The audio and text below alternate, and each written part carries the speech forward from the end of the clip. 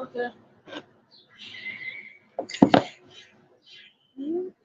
Shalom, shalom, and welcome back to another episode of Sister for Sister Story Time with your favorite sister and demon slayer, Chaya Fyah.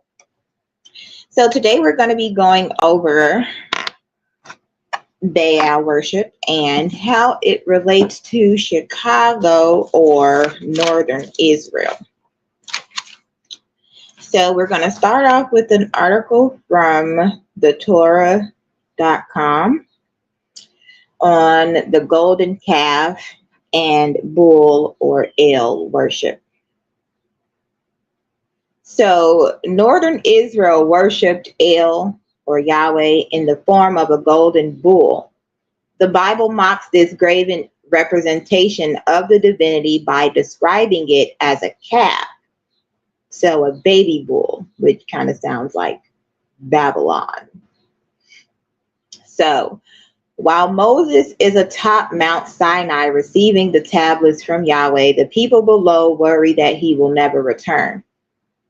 Exodus 32:1, when the people saw that Moses delayed coming down from the mountain, the people gathered around Aaron and said to him, "Come, make a god or gods for us, who shall go before us. As for this Moses, the man who brought us up out of the land of Egypt, we do not know what has become of him." Why they want a god or gods is never explained, but Aaron seems to understand what they want and responds accordingly. Exodus 32:2 or 322, which is the number for skull and bones. Aaron said to them, "Take off the gold rings that are on the ears of your wives, your sons, and your daughters, and bring them to me." So all the people took off the gold rings from their ears and brought them to Aaron.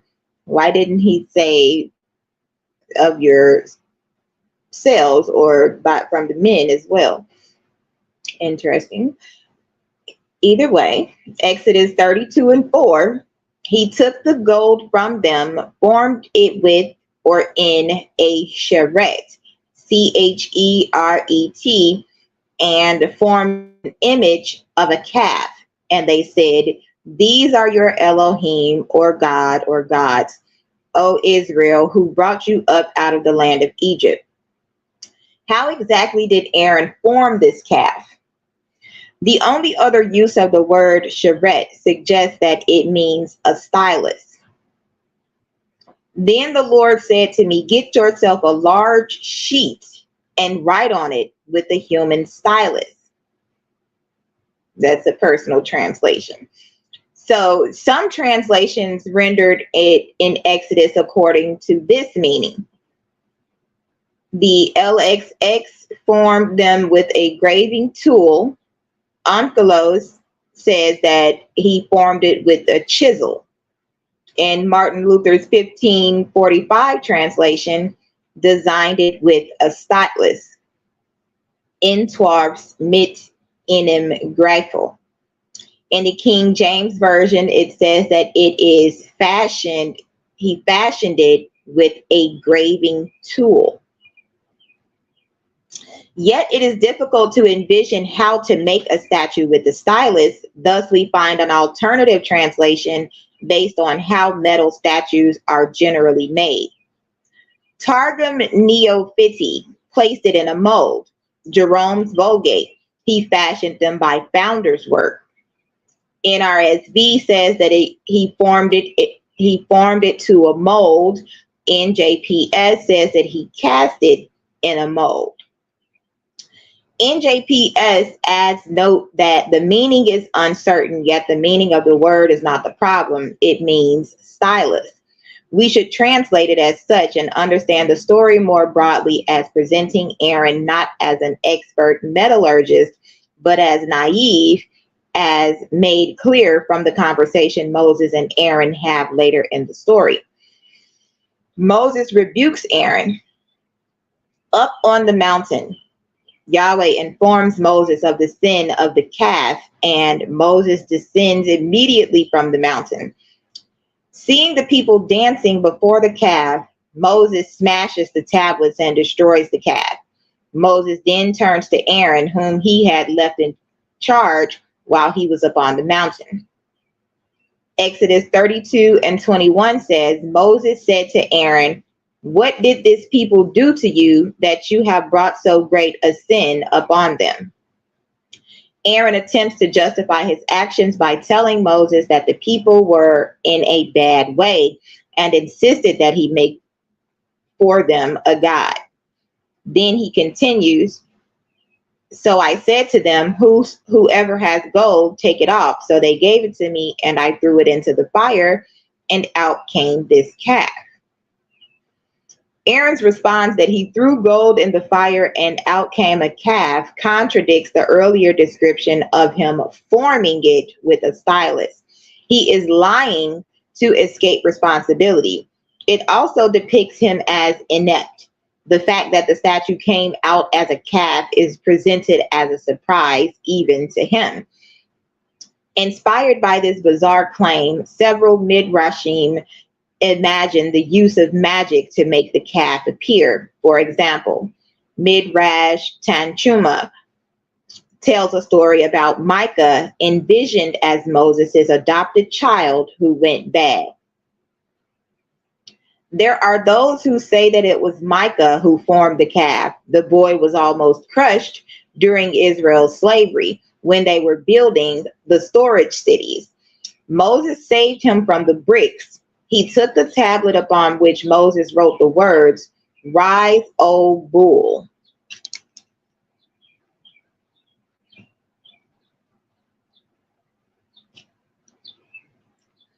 An epithet for Joseph, which he used to bring up Joseph's casket from the bottom of the Nile, where it was hidden. And Micah, threw it into the smelting furnace between the jewelry pieces, and the calf came out bleeding and limping. The imagery of the limping calf may derive from Psalm 29, which compares the clumsy walking of a calf to dancing. The voice of Yahweh breaks the cedars. Yahweh breaks the cedars of Lebanon.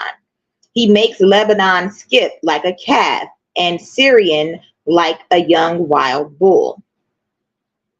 This fanciful retelling of the story highlights two problems in the story. Golden statues don't simply pop out of furnaces, and more subtly, that the statue is not a mighty bull, a classic divine image in the ancient Near East, but a weak, vulnerable calf. Divine bulls in the ancient Near East. Until the end of the 18th century, before the invention of steam locomotives, and a century later, internal combustion engines, bulls were the strongest power in the farmyard. Thus, bulls were considered in antiquity as symbols of a powerful god. In Egypt, the bull Apis was the symbol of Ptah, the creator god in the Memphite theology, and the son of the goddess Hathor, who was often depicted as a cow. In the Mesopotamian epic Gilgamesh, the bull of heaven is the favorite animal of Ishtar and the symbol of the generator of the world, the moon god.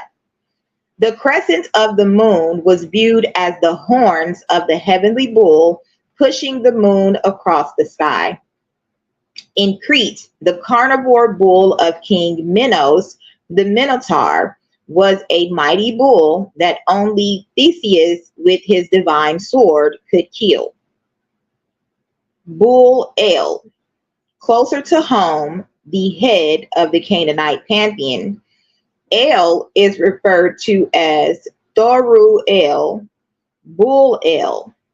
Thor in Ugaritic is cognate to Hebrew shore and was often symbolized by a bull. So a bull of the shore.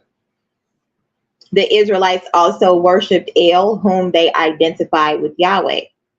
Hazor Strata, the 7th through the 9th from the Iron Age,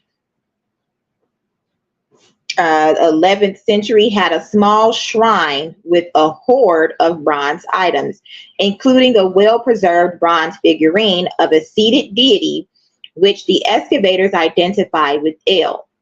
There is a projection under his behind that was made to attach to a staff. This would imply that the deity was carried out in processions like in Mesopotamia. The small size of the figurine also indicates this. While the archaeologists ascribed this hoard to a leftover ruin of the Canaanite city, the cult site at Hazor and the figurine of El are probably Israelite. The bull site. El in bull form was found in Zarat at Tawili, I guess, in the northern Sumerian hills on the ridge of a mountain. Think about Chicago Ridge, the Blue Ridge Mountains. Archaeologists discovered a circular area of 20 meters in diameter, bordered by a wall of one course of large stones. The center was slightly elevated, recalling the biblical high place, Bama, like as in Alabama. 2 Kings 17:10 says they set up for themselves pillars and asherot, sacred trees or poles on every high hill and under every green tree. There they made offerings on all the high places. I recently went for a walk around 95th and on Stony Island. What I found were some very large pillars that were ducked off behind a little gated area, like behind some buildings, but they were some very big pillars that weren't connected to anything. Doesn't look like they were ever connected to anything, but they're covered up by trees. And it's like it's always right behind like a row of houses, or either a row or a circle of houses or businesses. Now, this open cultic site dates to the Iron Age 1, circa 1200 to 1000 BCE, and was empty of installations. An upstanding stone or a stele, matzebah, was found 5 meters from the wall, and the excavators presume, based on the biblical verse, that the raised site once held a tree. Along the few archaeological finds was a small bronze bull figurine. It displays high skill of casting bronze, probably rooted in Canaanite metallurgic tradition. The excavators named this site the Bull and associated the bull with the storm god Baal or Hadad. Yet the Israelite regional context and date implies that this site was Israelite and the bull is El.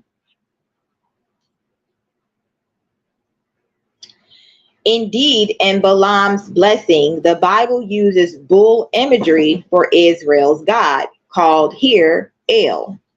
Numbers 23 and 22.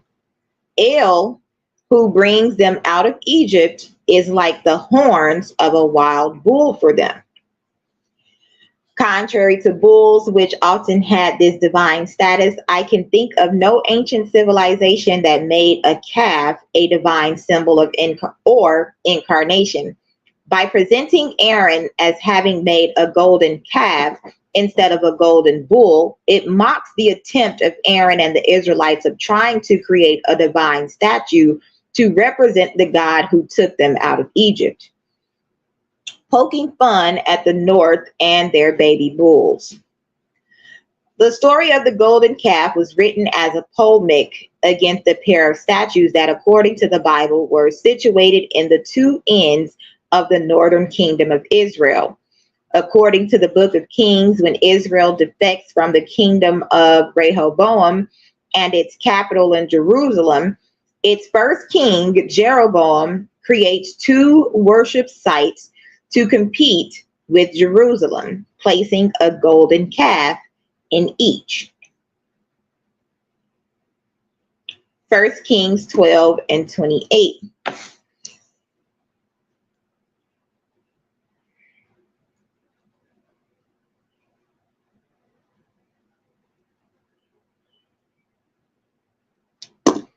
So the king took counsel and made 2 calves of gold. He said to the people, "You have gone up to Jerusalem long enough. Here are your gods, O Israel, who brought you up out of the land of Egypt." He set one in Bethel, and the other he put in Dan.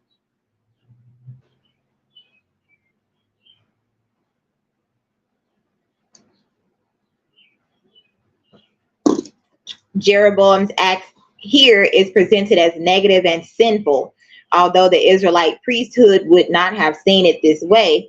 Moreover, the statues themselves would not have been described by its priests as calves, but as bulls,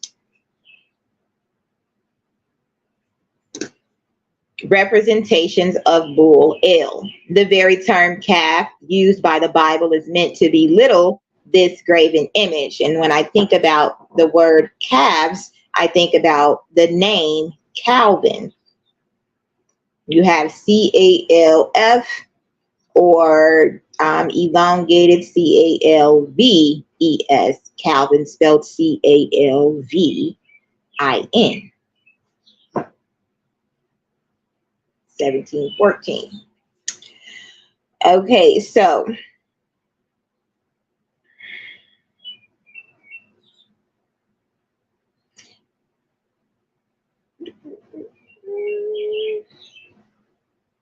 the very term calf used by the Bible is meant to belittle this graven image. Hosea's polemic. The northern prophet Hosea, or Hosea, also mocks the Israelite use of a bull statue by calling it a calf. Hosea 8 and 5. Your calf is rejected, O Samaria. My anger burns against them. How long will they be incapable of innocence?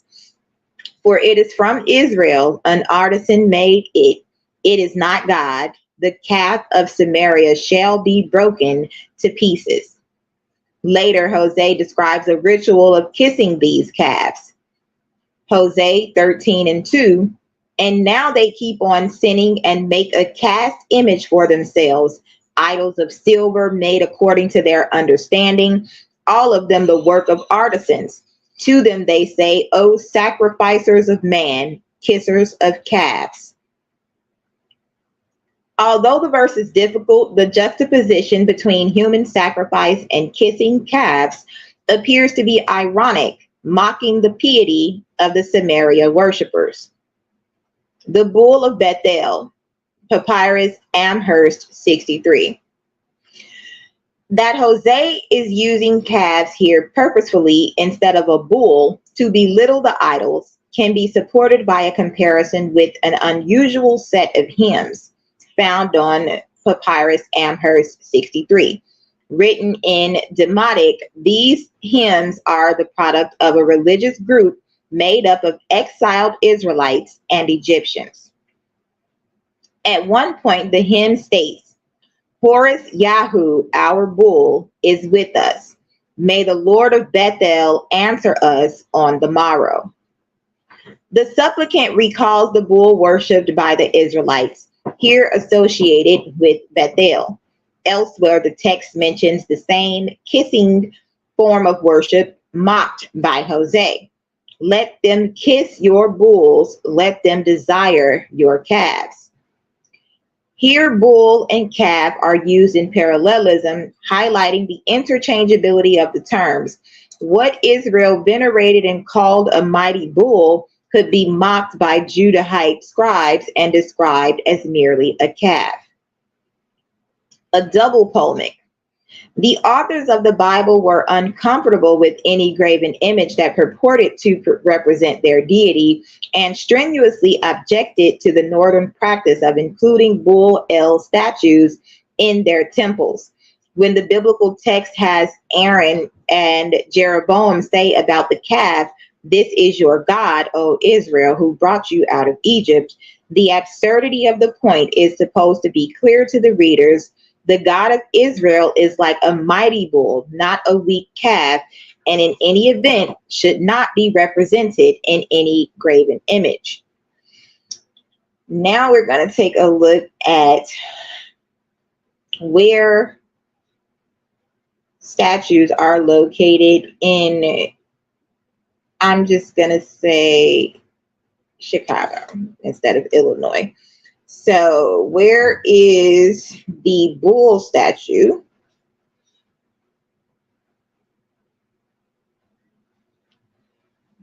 So the bull statue is located at 88 East Washington Street, Chicago, Illinois 60602. Now, 88 is the number for traveling or time traveling. If you check out Back to the Future, you'll see what I'm talking about. So a time traveling bull. Okay.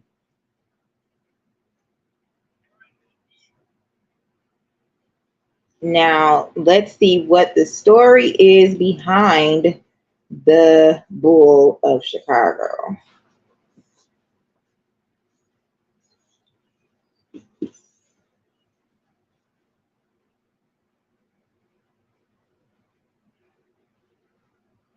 Okay, so we're going to read about the Chicago Bulls and their origin. So the Chicago Bulls are an American professional basketball team based in Chicago. The Bulls compete in the National Basketball Association, or the NBA, as a member of the Central Division of the Eastern Conference. The team was founded on January 16th, 1966. Pay attention to these numbers. That's 116 1966.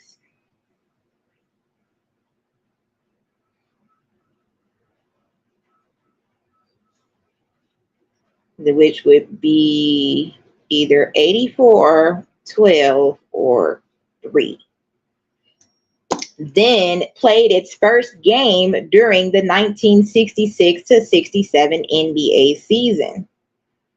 And if you know about Anton LaVey, you would know that 1966 and 67 are the numbers mostly used in the occult. So the Bulls play their home games at the United Center, an arena on the Chicago's west side. Then we have to think about Kanye West, Tupac Biggie, East Coast, West Coast drama, and Chicago's bullshit. All right. So,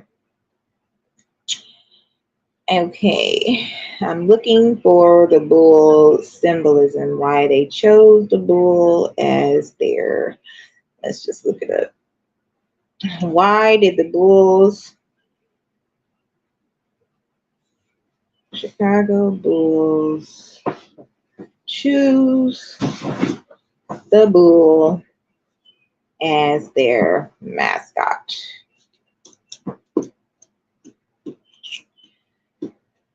Okay, let's see behind the name Benny the Bull. Okay, here we go.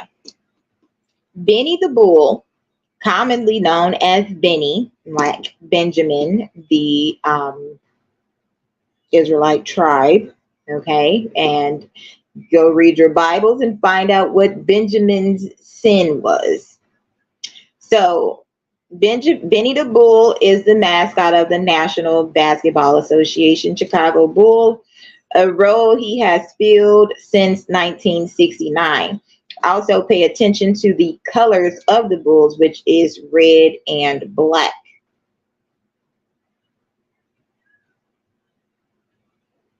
We got Esau and Ham. So Benjamin T. Benny Bull has been the mascot of the Chicago Bulls for more than 50 years.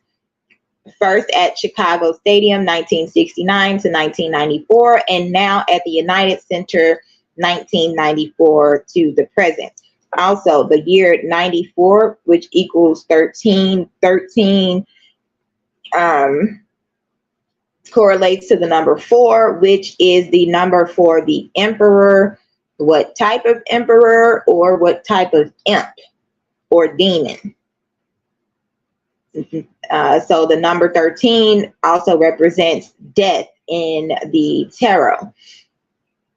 So if Baal is the bull, then the bull needs sacrifices on certain dates at certain locations. So Benny has become just as popular as some of the franchise's most notable figures, such as players Michael Jordan, Scottie Pippen, Dennis Rodman, and head coach Phil Jackson. Benny is one of the longest tenured mascots in the NBA and in all of professional sports. That's very interesting. Benny was named after Ben Bentley, the Bulls' first public relations manager and stadium announcer. Benny was one of the promotional tools general manager Pat Williams employed to boost the Bulls' arena entertainment and attendance. Benny and the Jets.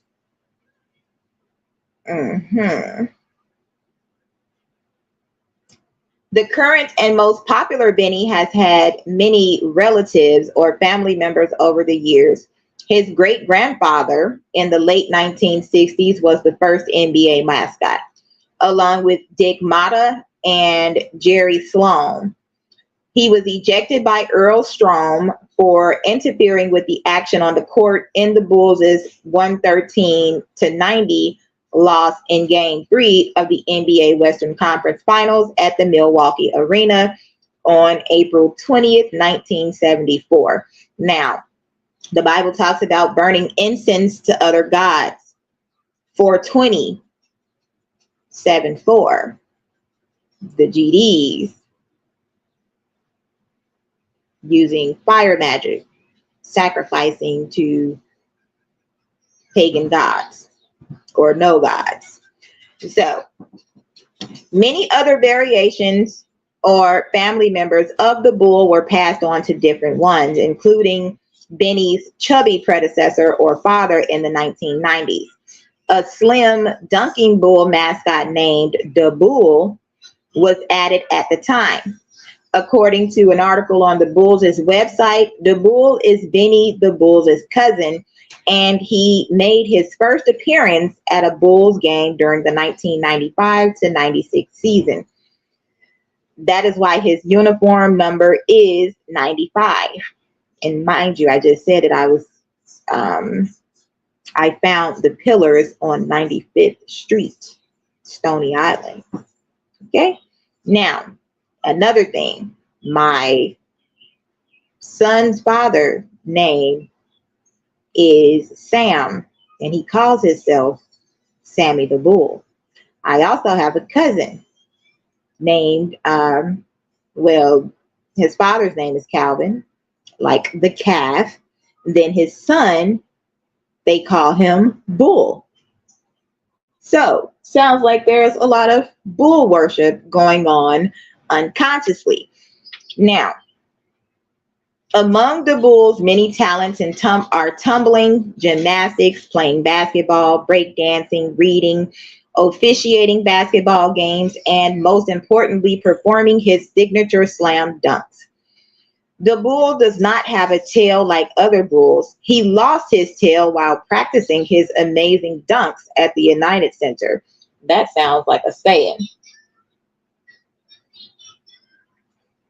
Okay, so by not having a tail, the bull has been able to perform even more slam dunks and tumbling because his long, skinny tail no longer gets in the way.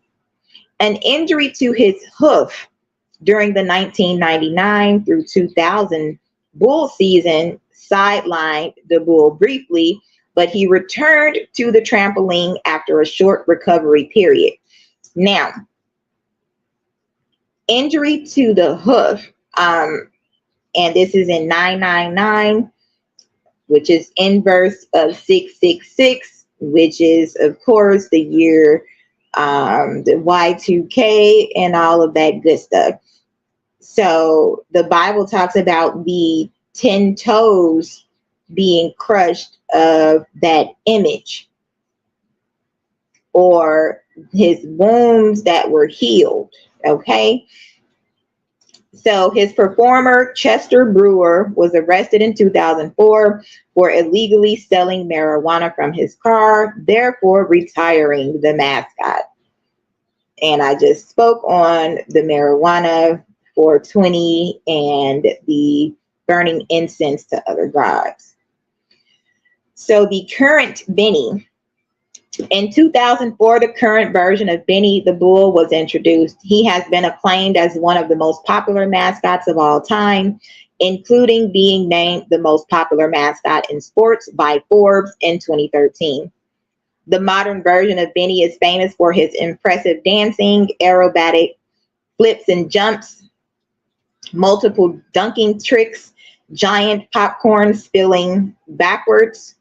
Rappelling from the United Center rafters, shooting backwards half-court shots, banging on his drum, using multiple cans of silly string, interacting with crowds, instances of taunting opposing players, most notably his act of tearing off the pants of others' pre-game warm-up outfits, driving his bike downstairs, throwing cakes, shooting t-shirts out of his bazooka, and more. He usually performs trampoline dunks alongside his team, Benny and the Elevators. His current family consists of 2 inflatable mascots named Big Ben and Benji. Benji has a similar appearance to Lil Benny, who used to appear alongside Benny on the court and in videos. Lil Benny's overall design was based on the 1990s Benny. Benny's antics have gotten him worldwide attention and recognition. He's also been seen alongside multiple celebrities, from messing with Justin Bieber or performing the single ladies dance in front of Jay-Z. Interesting. In addition to performing stunts and entertaining the crowd at Bulls games, Benny also makes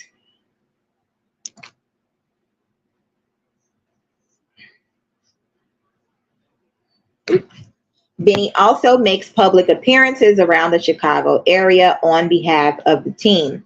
Benny made approximately 250 appearances per year as a member of the Bulls' All-Star Reading Team. He appeared at schools to promote literacy and the importance of a good education. He could also be booked for private events. Benny had also worked as a mascot on individual dates for other professional sports franchises, such as the Billings Outlaws. He usually travels around in his van, Benny's Bull Ride, and is almost always with his assistant, Todd Abbott. Barry Anderson, after 12 years of taking on the role of Benny, announced that he will be retiring on June 30th, 2016 to take on other interests, although Benny won't disappear entirely. The Bulls redesigned the Benny character in 2004 just for him after his impressive talents were awarded twice in the Capital One Mascot Challenge for his previous role, Monty, from the University of Montana. And if we understand where Baal is worshipped, it is on top of the mountain. Monty, like Montiera or Montclair, Mount, what is his name? Lil Nas X, Montero. Okay, pay attention. So, appearance. Benny has bright red fur with large eyes. Now, this all goes back to Jacob and Esau. Skin tone, skin color, hair color, characteristics, personal characteristics, tribal characteristics. Benny has bright red fur with large eyes, a tan snout, a black bushy unibrow. Who has unibrows? We'll go over that next. Horns with red tips. That must be significant. Orange and pink hair. Orange and pink hair. A long red tail and black gloves with red fur on the back. Benny wears an authentic uniform, road red, black, and home white, and team appointed athletic shoes. His jersey bears the name Benny above the number 1 on the back. From 2004 to modern times, the pupils of his eyes have gotten larger. What does that mean? Dilation. Okay. Benny sports several different costumes based on the theme of the game as well as his overall mood. His collection consists of a traditional Santa suit, a Latin salsa suit, a black and a white tuxedo for classy events, a Grim Reaper hood, that's interesting, multiple plaid jackets, that's giving, what's his name, Paul Bunyan, a green version of the regular uniform, along with a leprechaun outfit for St. Patrick's Day. That also comes with his red fur switched to green, or for a recycling campaign, Elvis Presley garb, and a large amount of other appearances. So the green sounds like the Grinch. Green, red, Christmas. Ooh, it's cold. You done? No.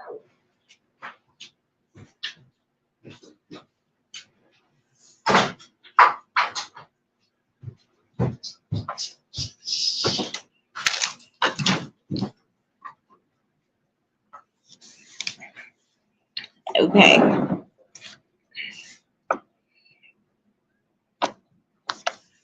So in other media, Benny was one of the many secret characters featured in the video game NBA Jam Tournament Edition. Along with him, 3 other NBA mascots appear in the game.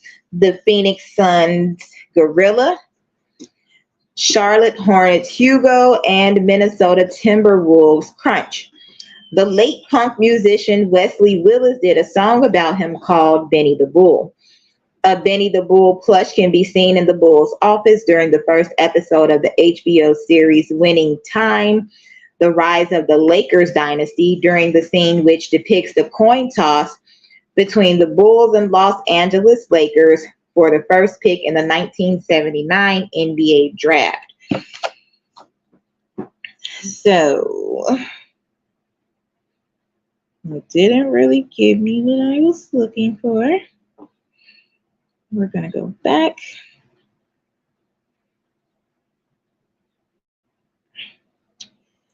Okay.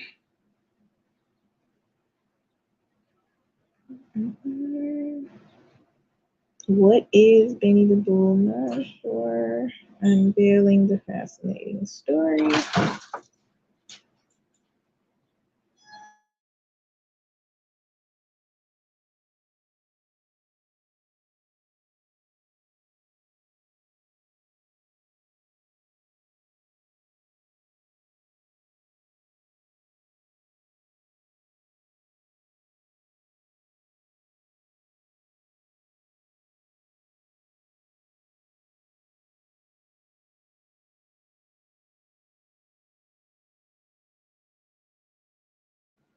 Sorry about that.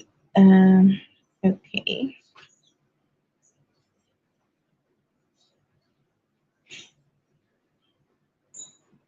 Okay, so I'm just gonna,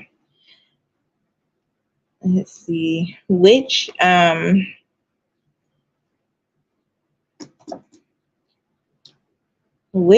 Native American tribe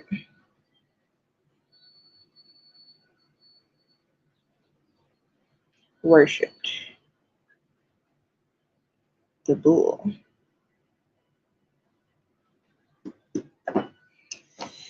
All right, here we go. Sitting Bull. Hey, hey. Now, Sitting Bull. Lakota Tatanka Iotak Iktak.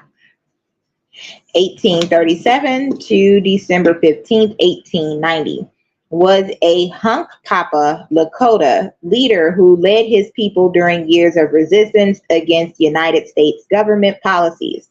Sitting Bull was killed by Indian Agency police on the Standing Rock Indian Reservation during an attempt to arrest him at a time when authorities feared that he would join the Ghost Dance movement.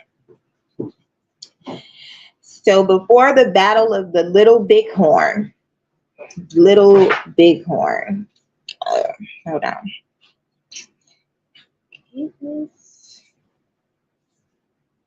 Little Bighorn, the Little Horn in the Bible. So the Little Horn, truth was flung to the ground by the Little Horn as it tramples the land. This is probably a reference to the Torah, the law of Moses. Daniel 8 and 13, the holy ones most likely means angels rather than saints, as in the King James Version. Sometimes in the Hebrew Bible, it seems to refer to the Israelites. So what is the little horn in the book of Daniel? Says that the little horn has eyes like the eyes of a human and a mouth that spoke boastfully.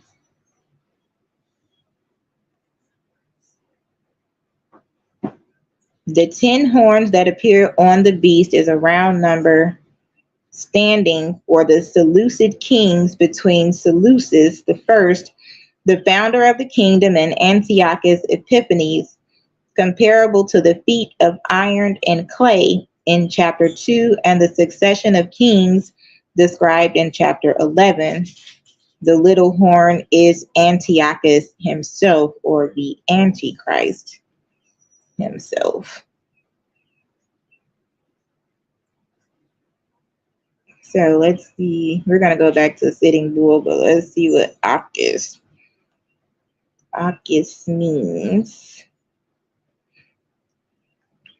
So the Akis is a river, today called Darya Ipanch, which flows in modern Tajikistan and joins the Amu Darya at the level of Taktisanjan. In ancient times, it flew in the northern part of Bactria and joined the Oxus, OXUS, at the level of the town called Oxiana, which was not Alexandria, Oxiana. So it all links up if you pay attention. Like my uncle just had a baby, and the baby's name is Onyx, which really relates back to the ox. You take the two middle letters out, it's OX. Okay, now pay attention. Don't get lost. Stay with me. So that also reminds me of Ophiuchus. Ophiuchus, which is the serpent bearer. Ophiuchus is a large constellation straddling the celestial equator. Its name comes from the ancient Greek Ophiuchus, meaning serpent bearer, and it is commonly represented as a man grasping a snake. The serpent is represented by the constellation Serpens. So I've been seeing this serpent symbolism everywhere I look. So yesterday, my cousin had on a shirt, a champion shirt, and the C from the champion was pointing down. So the letters are going vertically. But the C on the shirt looked like a snake's head with the teeth pointing down, because it was like filled in with the red and the black. Pay attention that all the symbolisms are just everywhere. And it's 613 right now, which represents the law. So Back to Sitting Bull. So the Battle of Little Bighorn. So you got the big horn, you got the little horn. This is all biblical. So Sitting Bull had a vision in which he saw many soldiers as thick as grasshoppers falling upside down into the Lakota camp, which his people took as a foreshadowing of a major victory in which many soldiers would be killed. About 3 weeks later, the Confederated Lakota tribes with the Northern Cheyenne defeated the 7th Cavalry under Lieutenant Colonel George Armstrong Custer on June 25, 1876, annihilating Custer's battalion and seeming to fulfill Sitting Bull's prophetic vision. Sitting Bull's leadership inspired his people to a major victory. In response, the U.S. government sent thousands more soldiers to the area, forcing many of the Lakota to surrender over the next year. Sitting Bull refused to surrender, and in May 1877, he led his band north to Wood Mountain, Northwest Territories, now Saskatchewan. He remained there until 1881, when he and most of his band returned to U.S. territory and surrendered to U.S. forces. After working as a performer with Buffalo Bill's Wild West show, Sitting Bull returned to the Standing Rock Agency in South Dakota. So this all just really sounds like giving up of your power. So instead of just going and staying where he was, they gave up and joined in with the imposters or the rival nations that came and took over. So this is all God's way of showing you not to give up.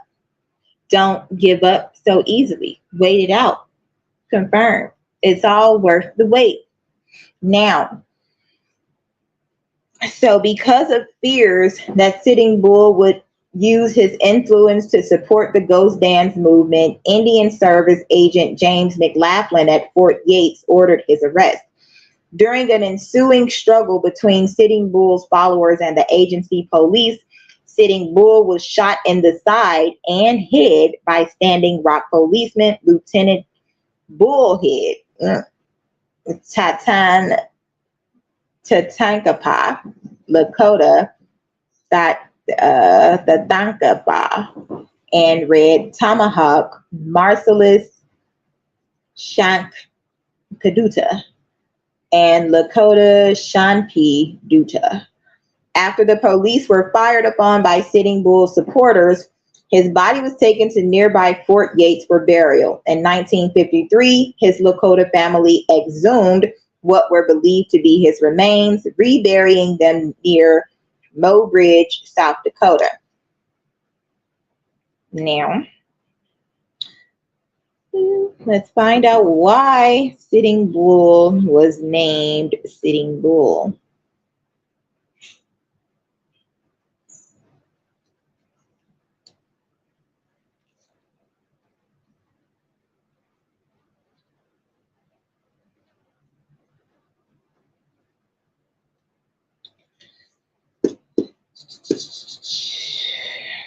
Okay.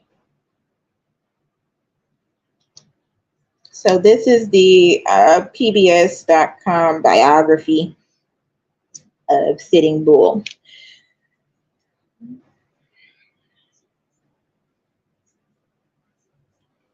All right. So Sitting Bull was the political and spiritual leader of the Sioux warriors who destroyed General George Armstrong's Custer's force in the Battle of Little Bighorn. Years later, he joined Buffalo Bill Cody's Wild West show.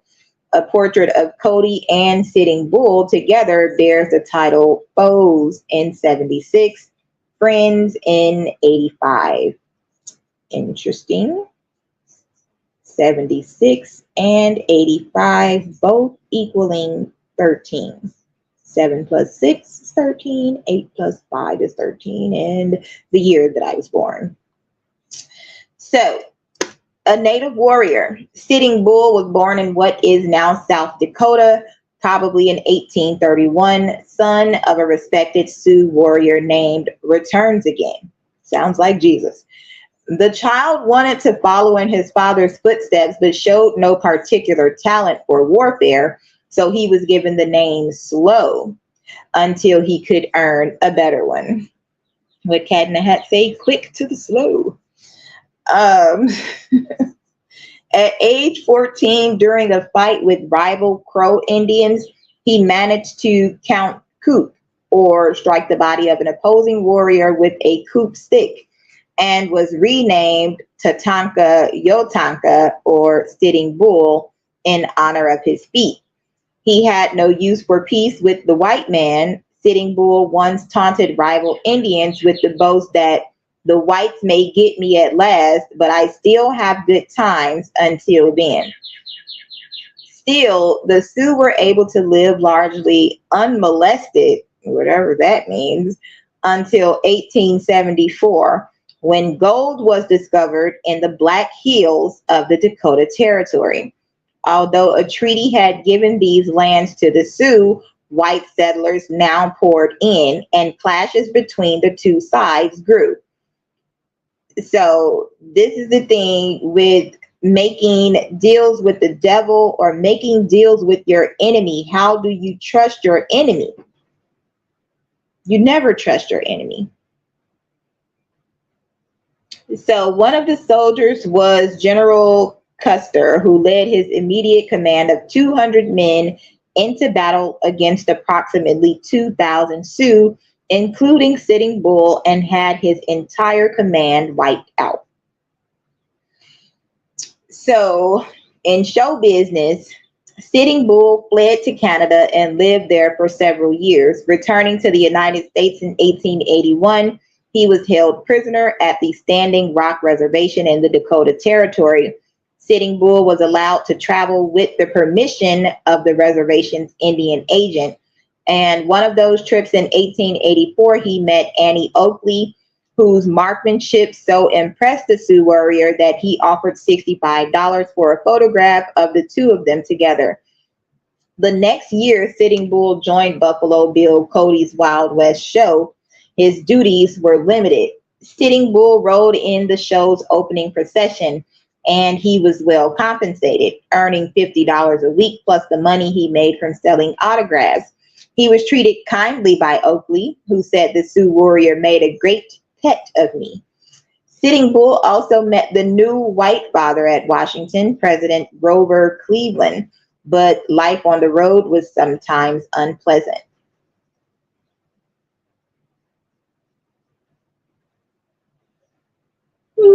Okay, so still not telling us why the bull. So let's look up bulls. Or cattle. We're going to say cattle in Chicago.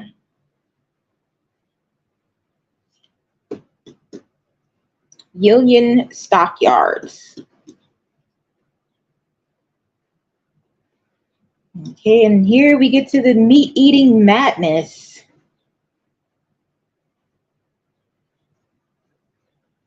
I don't think I want that yet. Okay, so moo and oink. I was researching that the other day. Moo and oink.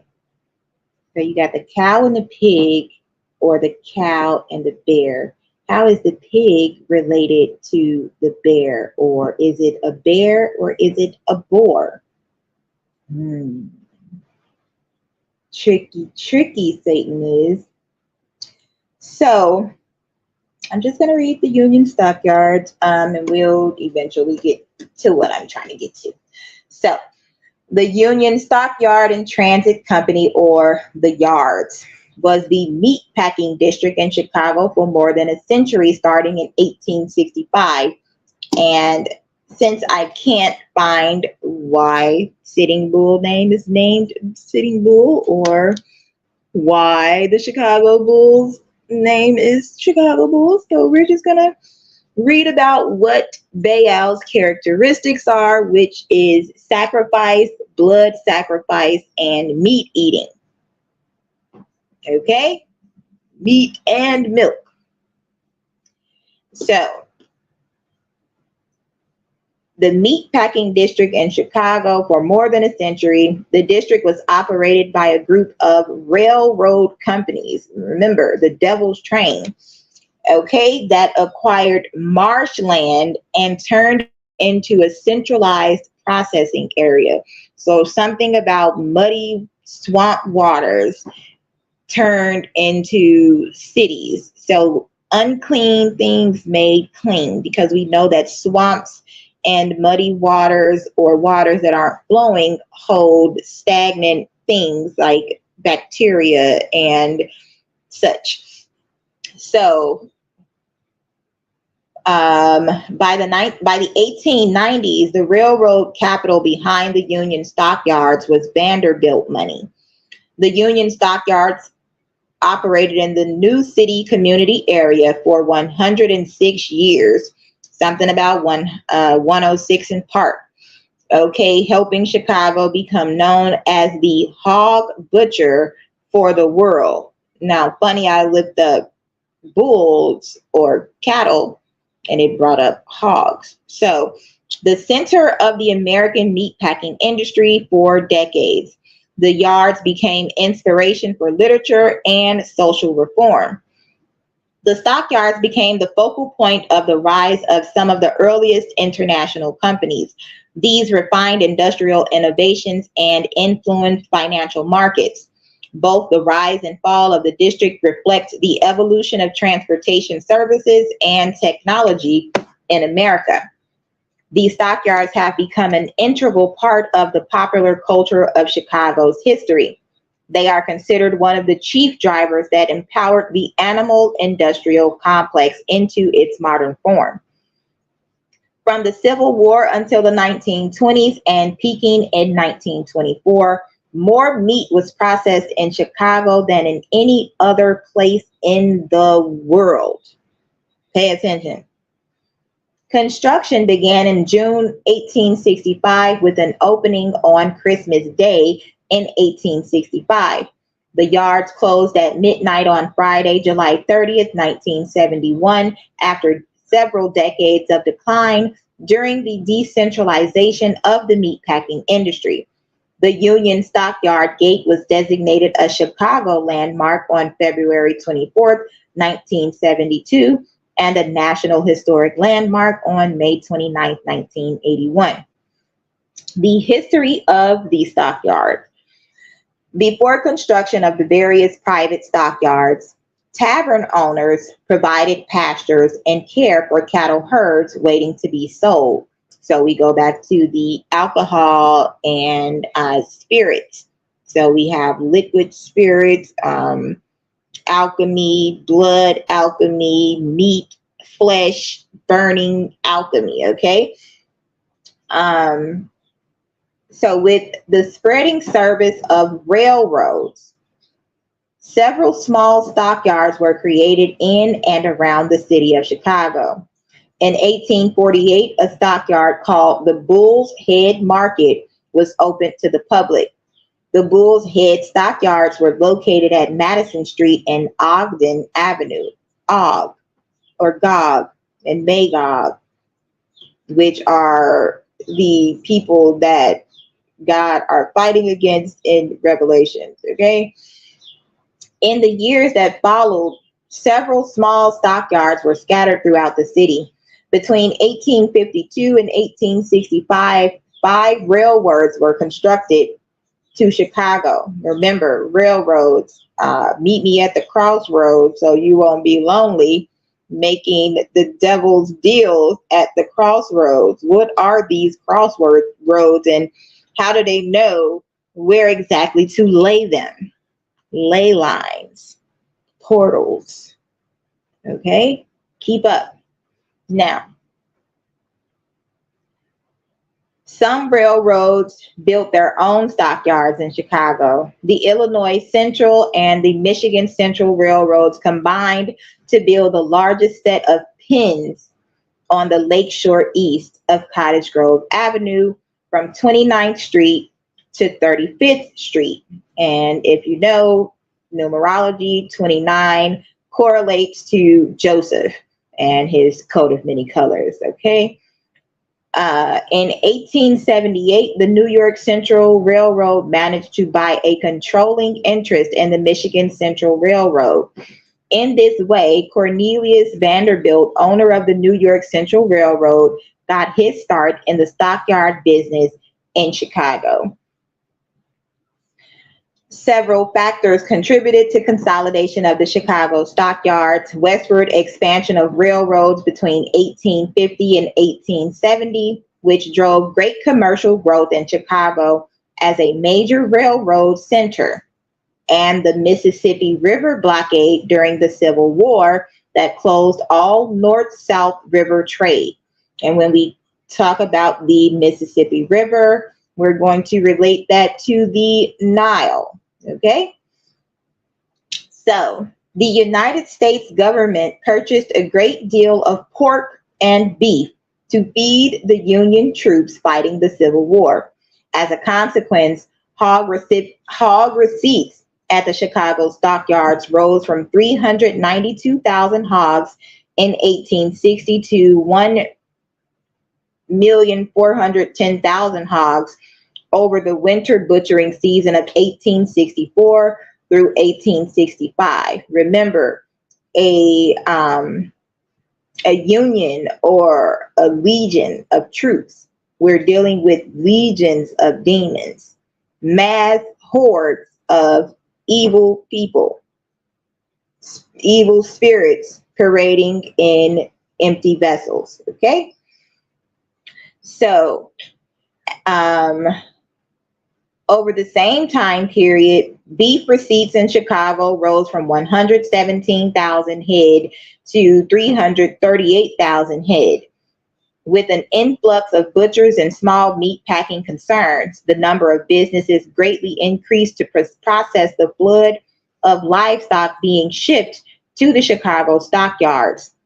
The goal was to butcher and process the livestock locally rather than transferring it to other northern cities for butchering and processing.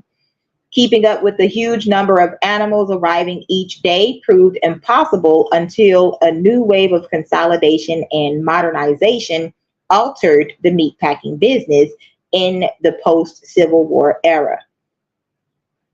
The Union stockyards, designed to consolidate operations, was built in 1864 on marshland south of the city. It was south and west of the earlier stockyards in an area bounded by Halsted Street on the east, South Racine Avenue on the west, with 39th Street as the northern boundary and 47th Street as the southern boundary. Led by the Alton, Chicago, and St. Louis Railroad and the Lakeshore and Michigan Southern Railway, a consortium of 9 railroad companies. And we know how the Masons and Eastern Stars use the number 9, which is Saturn worship. Okay? So, hence the Union name, acquired the 320-acre 1.3, there's that 13 again, kilometers squared marshland area in southwest Chicago for 100,000 in 1864. The stockyards were connected to the city's main rail lines by 15 miles or 24 kilometers. 15 is also a number that represents the devil, or 1 plus 5, which equals 6, 666, the number of man, blah, blah, blah. In 1864, the Union stockyards were located just outside the southern boundary of the city of Chicago. Within 5 years, the area was incorporated into the city. Eventually, the 375-acre site had 2,300 separate livestock pens, room to accommodate 75,000 hogs, 21,000 cattle, and 22,000 sheep at any one time. Additionally, hotels, saloons, restaurants, and offices for merchants and brokers sprang up in the growing community around the stockyards. led by Timothy Blackstone, a founder and the first president of the Union Stockyards and Transit Company. The yards experienced tremendous growth, processing 2 million animals yearly by 1870. In 2 decades, the number rose to 9 million by 1890.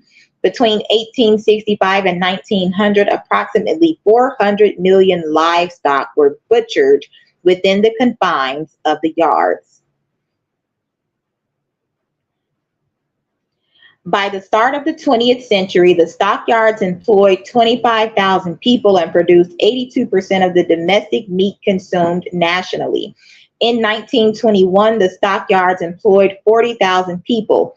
2,000 men worked directly for the Union Stockyard and Transit Company, and the rest worked for companies such as meat packers, which had plants in the stockyards.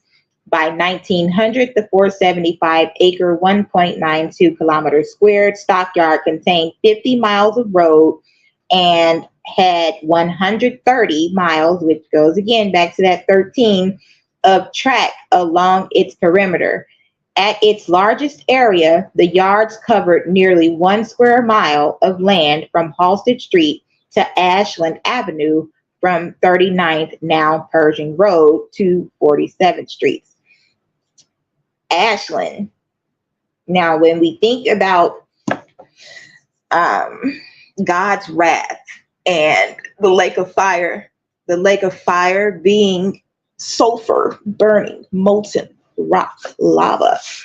When a what do you call those things? A volcano erupts. Eruption? Ash covers the land for miles, for months, if it's big enough, at least. Okay. So when it's called Ashland, what are we really saying? If anybody knows about the Chicago fire, comment in the comments, okay? So now, remember, what was once shall be again. Okay, now, at one time, 500,000 U.S. gallons, or 2,000 meters a day, of Chicago River water were pumped into the stockyards. Now we're coming up on the water contamination in Revelations. Okay, pay attention to what's going on around you. Is your water contaminated? Is the water in the next city over from you contaminated? How long is it going to be before your water's contaminated if it's not already? Pay attention. Wrath is in season, in session. It's happening. Okay? Y'all stay prayed up and repented. Now, so much stockyard waste, okay, uncleanness, waste drained into the South Fork of the river that it was called Bubbly Creek due to the gaseous products of decomposition. The creek bubbles to this day. Disgusting.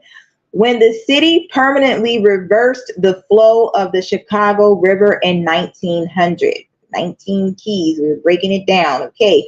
The intent was to prevent the stockyards waste products, along with other sewage, from flowing into Lake Michigan and contaminating the city's drinking water.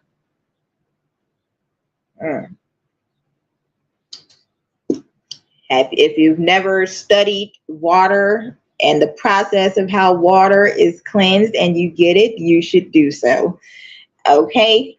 The meatpacking district was served between 1908 and 1957 by a short Chicago ale line. Now, we just went over Baal and his name. Ale, okay? The god Ale, Chicago ale line. Devil's train. The train looks like what? A snake. You ever played the game Snake before? It gets so long until it runs into itself, right? Derailed. But anyway, So the Chicago L line, with several stops devoted primarily to the daily transport of thousands of workers and even tourists to the site. The line was constructed when the city of Chicago forced the removal of surface trackage on 40th Street. Evolving methods of transportation and distribution led to declining business and the closing of the Union Stockyards in 1971. National Wrecking Company negotiated a contract whereby National Wrecking cleared a 102-acre site and removed some 50 acres of animal pens, auxiliary buildings, and the 8-story exchange building. It took approximately 8 months to complete the job and ready the site for the building of an industrial park. Why parks? The area and scale of the stockyards, along with technological advancements in rail transport and refrigeration, allowed for the creation of some of America's first truly global companies led by entrepreneurs such as Gustavus Franklin Swift and Philip Danforth Armour. Remember, Dan is one of the places where they set up the idols, okay? Philip Armour was the first person to build a modern large-scale meatpacking plant in Chicago, 1867. The Armour plant was built at 45th Street and Elizabeth Avenue, immediately to the west of the Union Stockyards. This new plant employed the modern assembly line, or rather disassembly line method of work. The mechanized process with its killing wheel, I'll write that down. A killing wheel and conveyors helped inspire the automobile assembly line that Henry Ford popularized in 1913.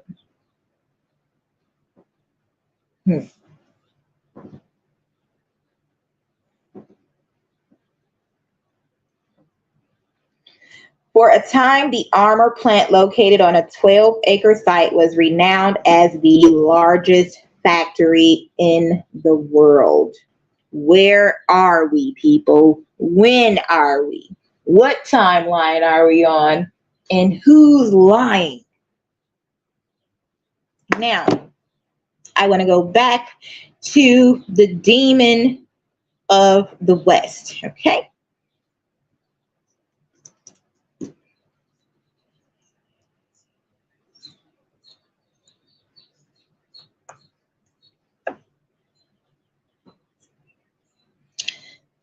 Oh, okay. Well, I typed it in and an anime character popped up, so I'm going to read it. It says, Sasaki Kojiro, known as the Demon of the Western Provinces, was a master swordsman who was born in Fukui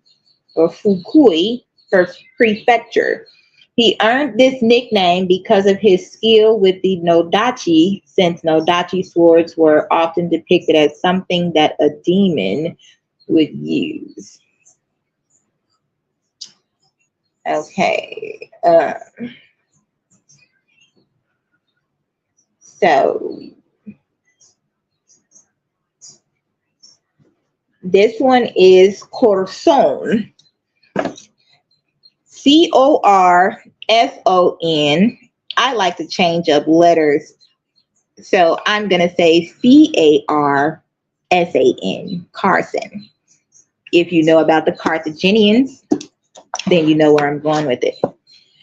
The Carthaginians were the people, which are my ancestors, who sacrificed their own children. They tried to sacrifice me, but that shit's over with. So I'm blowing the whistle or the trumpet. So the Corson demon, or the Carson demon. What's the name of that store that I used to like going to? Carson. I can't think of it. Hold on, y'all. Hold on. Carson. Shucks. What's the name of that? I'm gonna find it. Carson Peary Scott. Interesting. Okay.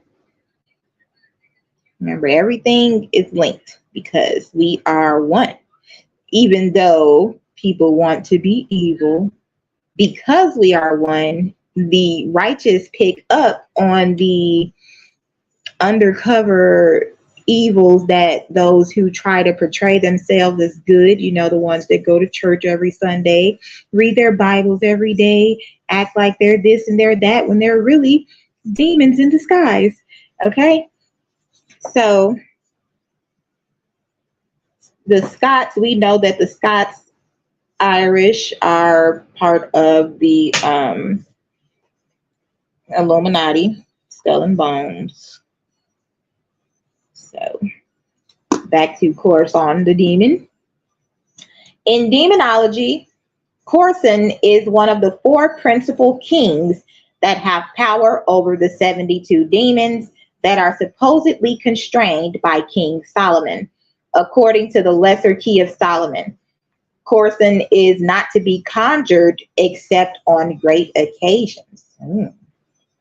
He is the king of the West, according to some translations of the Lesser Key of Solomon, and king of the South, according to Pseudo Monarchia Daemonim. The other 3 demon kings of the cardinal directions are Amemon, Zeminiar, and the Gap. Y'all know I got a gap, right? So something about the Gap band. Although some translations of the Lesser Key of Solomon consider Belial, Beleth, Asmodai, and Gap to be the kings of different cardinal directions, not specifying the cardinal direction that they rule over. So his name can also be spelled Gorson. I would change that to Gordon, like Gordon the fisherman. Again, the fish being the symbol of Christ. So why do people eat so much fish? Because it's called eating the gods, okay? Eating the gods, the different zodiac signs representing different animals, which are pretty much representing the people. So they would have you believe that they're sacrificing animals when it's really people. And the cloning process, because where did they get all these animals from? Okay. Meat eating madness, sexual immorality, uncleanness. So we're looking at the 4 cardinal demons. So the 4 winds of heaven.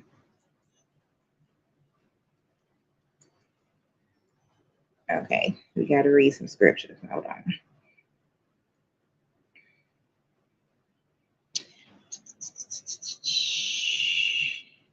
The 4 cardinal.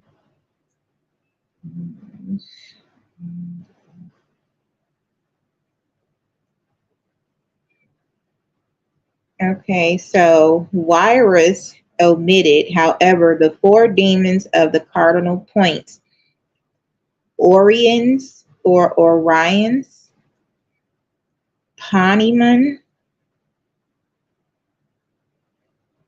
Mammon, and a key. See Agrippa's classification and the 3 great governors of all other demons, which is Lucifer, Beelzebub, and Satan.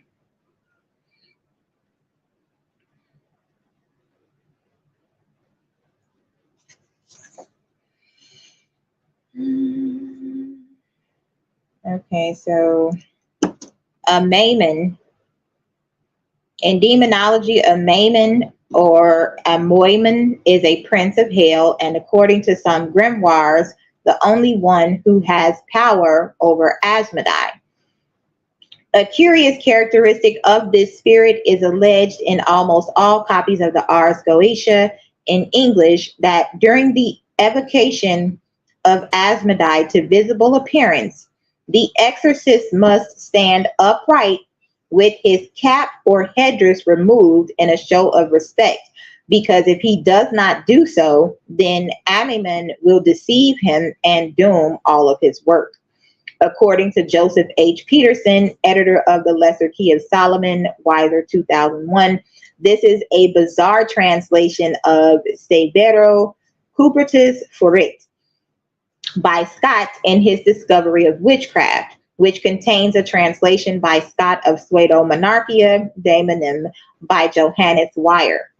Peterson's edition includes an appendix, a copy of Weyer's Pseudo-Monarchia Daemonim in the original Latin, where we find on page 242, Comhujas Officia Exorcit Exorcista Fit Fortis Cautis and in Pedibus stands Severo Cupertus Forit ut in omnibus detigatur efficiet quod si non fecerit exorcista ab amemon in cunctis decipitur, which translates to, when the exorcist performs his offices, he should be strong, cautious, and standing on his feet.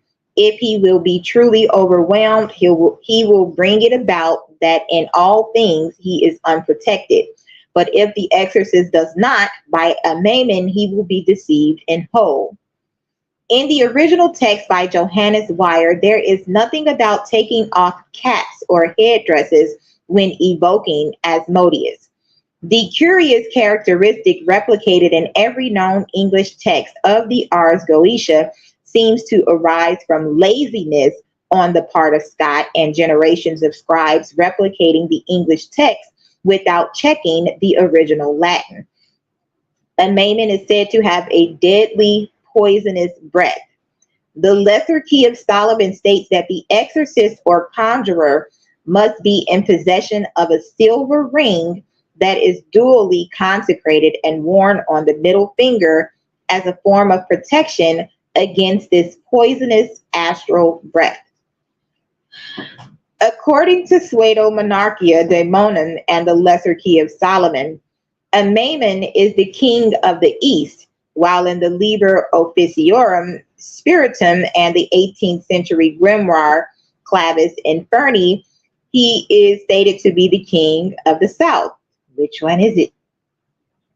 So the Book of the Sacred Magic of Abramelin the Mage, translated by S.L. McGregor Mathers, a mammon as Amemon is still the king of the South and also one of the 8 sub-princes described as an Egyptian devil who Abramelin restrained from working evil from the 3rd hour until noon and from the 9th hour until evening. So Gap, spelled G-A-A-P, also Tap, Coap, C-O-A-P, Taob, T-A-O-B, and Goap, G-O-A-P. And who is that? Gucci Man always says Guap. Okay. So he is a demon that is described in demonological grimoires such as the Lesser Key of Solomon, Johann Weyer's Pseudo-Monarchia Daemonim, and the Munich Manual of Demonic Magic, as well as Jacques Collin de Plancy's Dictionnaire Infernal. These works describe Gap as a prince in human form who incites love. Excuse me. The Munich Manual also says that Taob also provides medical care for women, transforms them to make it easier to get a lover, renders them infertile, and rules 25 legions of spirits. The other sources instead describe Gap as a president, giving him the power to teach philosophy and liberal arts, make others invisible, steal familiars from other magicians, make men stupid, and carry men between kingdoms, in addition to ruling 66 legions of demons. Johann Weyer also connects Gap to necromancers and states that he was first called upon by Noah's son Ham. Along with Beleth, he was of the order of the Apostates, which looks like pot states. So Gap or Goap is also one of the 4 cardinal spirits of the south in the Lesser Key of Solomon, the west in the Pseudo-Monarchia Daemonim. In the Livre des Spirits, Gap as Cap, C-A-A-P, is still a prince, but appears as a knight, brings gold and silver anywhere, and rules 20 legions of spirits. Accomplished occultist Carol Polk Runyon treats Gap and Coap as different entities, although they were historically the same figure. According to Thomas Rudd, Gap is opposed by Shem Hameperesh, Angel Luya. And Zeminier, in demonology, Zeminier or Zymimar is one of the 4 principal kings that have power over the 72 demons that are supposedly constrained by King Solomon. According to the Lesser Key of Solomon, Zeminier is not to be conjured except on great occasions. The other 3 demon kings are Amaman, Korson, and Ga'a. Although some translations of the Lesser Key of Solomon consider the 4 kings to be Belial, Beleth, Ashmedai, and Gap, not specifying the cardinal direction that they rule over. He is the king of the north according to both the Lesser Key of Solomon and Pseudo-Monarchia Daemonim.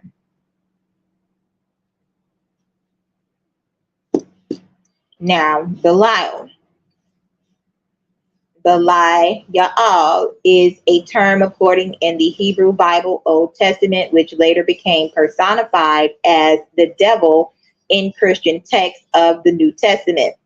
Alternative spellings include Baal, Leal, B-A-A-L-I-A-L, B-A-L-I-A-L, Baal-Hor, B-E-L-H-O-R, B-E-L-I-A-L-L, Beliar, B-E-L-I-A-R, and Burial, B-E-R-I-A-L. Also, Belil or Belal, B-Y-L-Y-L, and B-E-L-I-Y-A''A-L. In the Secret Book of John, an early Gnostic text, the ruler of the underworld is referred to as Belias. Hebrew Bible Old Testament, Belial is a Hebrew word used to characterize the wicked or worthless. The etymology of the word is often understood as lacking worth from 2 common words, belly, B-E-L-I, meaning without, and Ya'al, meaning to be of value. Some scholars translate it from Hebrew as worthless or Belai Yo'il, while others translate it as yokeless, Belai O. May he have no rising or never to rise, Belai Ya'al. Only a few etymologists have believed it to be an invented name from the start. The word occurs 27 times in the Masoretic text, in verses such as the book of Proverbs, Proverbs 6 and 12, where the King James Version translates the Hebrew phrase Adam Belial as a naughty person. In the Hebrew text, the phrase is either sons of Belial or simply sons of worthlessness. Phrases beginning with sons of are a common Shemitic idiom, such as sons of destruction or sons of lawlessness. Of these 27 occurrences, the idiom sons of Belial or Beni Belial appears 15 times to indicate worthless people, including idolaters. Deuteronomy 13 and 13. That's like saying death. The men of Gibeah, or Judges 19:22, 20 and 13, the sons of Eli, 1 Samuel 2 and 12, Nabal and Shimei. The Geneva Bible, 1560, uses wicked, and at the book of Judges, 1922, has the marginal note, Eber, EBR, men of Belial, that is given to all wickedness. In the KJV, these occurrences are rendered with Belial, Belial, capitalized. The sons of Eli were sons of Belial. In modern versions, these are usually read as a phrase. The sons of Eli were worthless men, 1 Samuel 2 and 12, NRSV and NIV. The wicked men of the city, Judges 19 and 22, NIV. Belial is applied to ideas, words, and counsel, to calamitous circumstances, and most frequently to worthless men of the lowest sort, such as men who would induce worship of other gods, those of Benjamin who committed the sex crime at Gibeah, the wicked sons of Eli, insolent Nabal, opposers of God's anointed David, Rehoboam's unsteady associates, Jezebel's conspirators against Naboth, and men in general who stir up contention, indicating that the enemy power would no longer interfere with the carrying out of true worship by his people in their land. Yahweh declared through his prophet, "No more will any worthless person pass again through you. In his entirety, he will certainly be cut off." One second.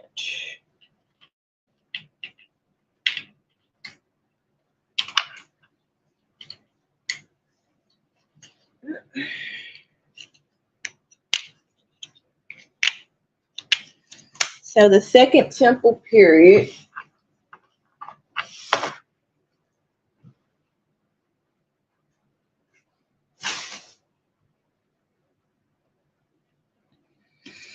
the term Belial appears frequently in Jewish texts of the Second Temple period, texts classified by Christians as the Old Testament, Pseudepigrapha, and Apocrypha. Also, a large number of references to Belial are evidenced in the Dead Sea Scrolls discovered at Qumran from 1948. The Dead Sea Scrolls. In the war of the sons of light against the sons of darkness, one of the Dead Sea Scrolls, Belial is the leader of the sons of darkness.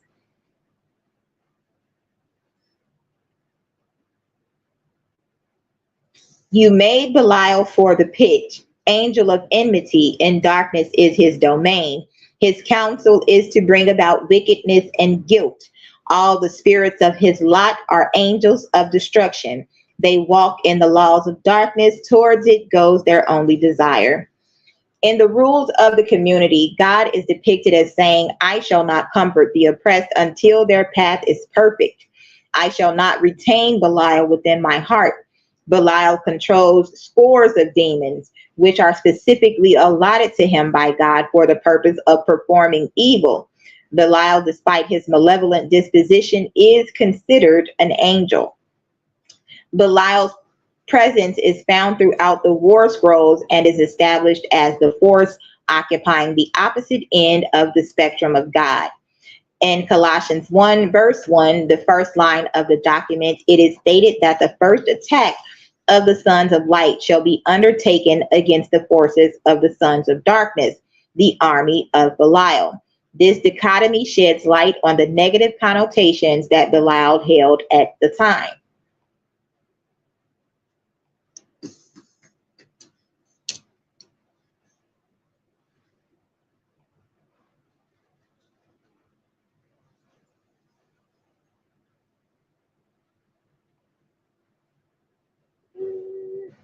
One second.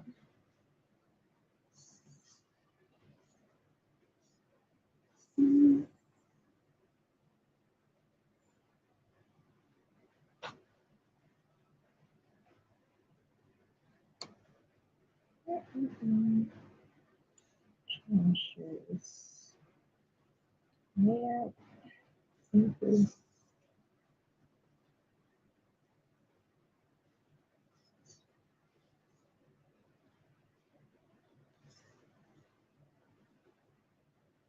1 second.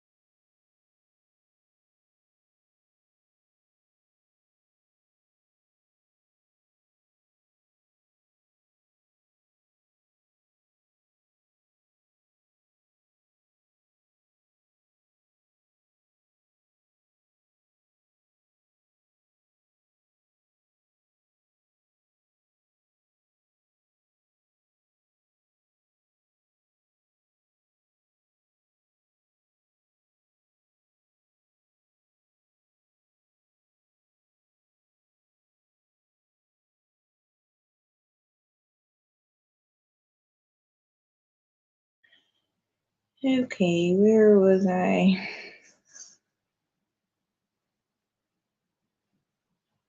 Okay.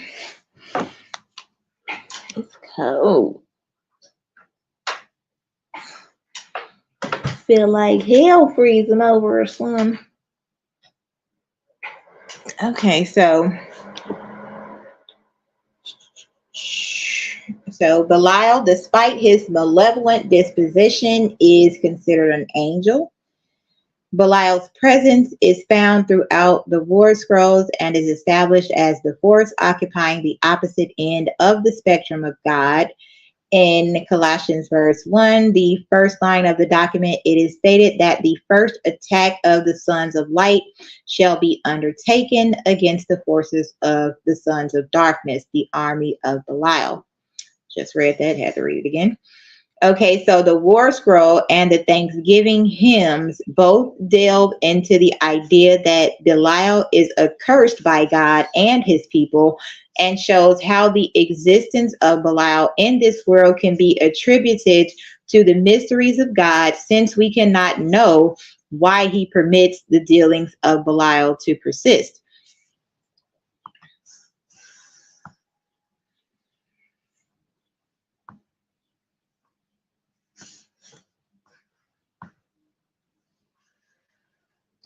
So, in the Dead Sea Scrolls, Belial is further contrasted with God.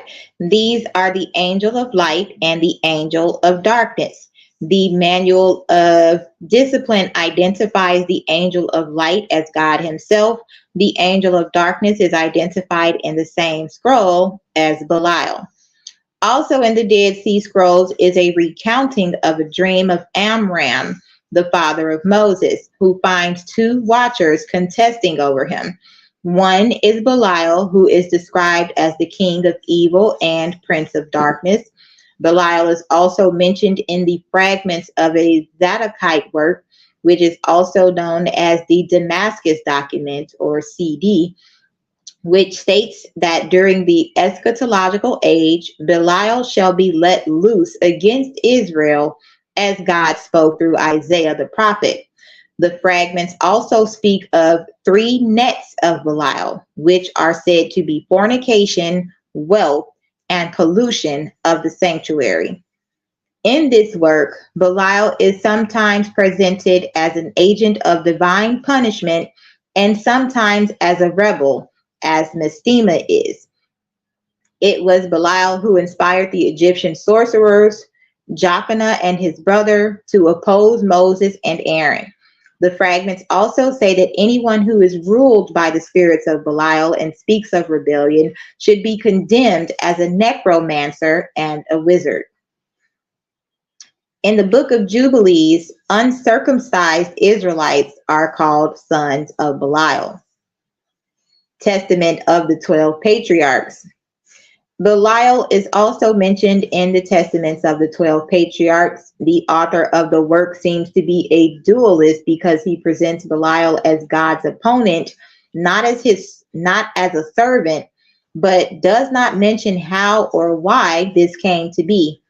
Simeon 5:3 says that fornication separates man from God and brings him near to Belial. Levi tells his children to choose between the law of God and the works of Belial. It also states that when the soul is constantly disturbed, the Lord departs from it and Belial rules over it. Naphtali contrasts the law and will of God with the purposes of Belial. Also in 20 verse 2, Joseph prophesies that when Israel leaves Egypt, they will be with God in light, while Belial will remain in darkness with the Egyptians. Finally, the Testament describes that when the Messiah comes, the angels will punish the spirits of deceit and Belial and give to his children the power to trample the evil spirits. For many hath fornication destroyed, because though a man be old or noble, it maketh him a reproach and a laughingstock with Belial and the sons of men. Ascension of Isaiah. Belial is the angel of lawlessness and the ruler of this world, and identified as Samael and Satan. And Manasseh turned aside his heart to serve Belial, for the angel of lawlessness, who is the ruler of this world, is Belial, whose name is Matanbuchus. Christianity, New Testament. The word occurs just once in the New Testament when Paul the apostle asks, "What concord hath Christ with Belial, or what part hath he that believeth with an infidel?" 2 Corinthians 6:15.